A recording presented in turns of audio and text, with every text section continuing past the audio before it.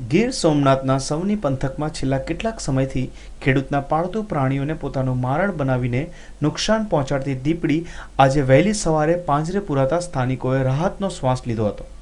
છેલ્લા કેટલાય દિવસોથી આ દીપડીનો ત્રાસ અસહ્ય વધી જતા તંત્ર દ્વારા પાંજરું ગોઠવવામાં આવ્યું હતું, જેમાં દીપડી આવાજ પુરાઈ જતા તેને સાસણગીર એનિમલ કેર સેન્ટર ખાતે ખસેડવામાં આવી હતી।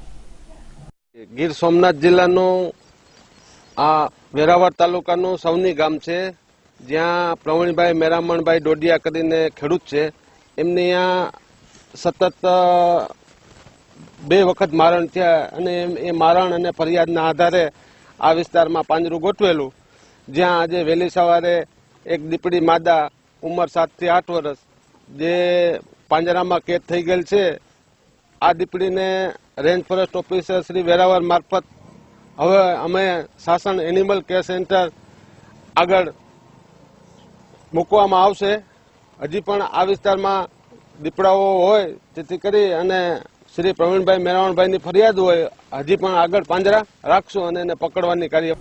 સમગ્ર પંથકમાં દીપડાઓનો ભારે ત્રાસ છે, ત્યારે વારંવાર પોતાના પાલતુ પશુઓના મોતને કારણે ગરીબ ખેડૂતોને નુકસાનીનો સામનો કરવો પડી રહ્યો છે, જેથી ગ્રામવાસીઓ અને ખેડૂતોએ આ અંગે રજૂઆત કરી હતી।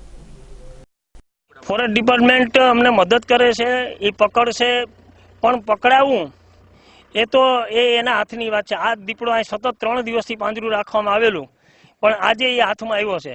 ત્યાં સુધીની અંદર કોઈ પણ ખેડૂતોની માનહાની થાય અને જાનહાની પણ થાય તો એની જવાબદારી। વારંવારની આવી ઘટનાઓને કારણે તેનો ભોગ સ્થાનિક લોકોએ બનવાનો વારો આવે છે, ત્યારે આ તમામ નુકસાન માટે જવાબદાર કોણ તેવા પ્રશ્નો સ્થાનિકોમાં ઉઠવા પામ્યા છે। Bureau report, news online, Gir Somnath.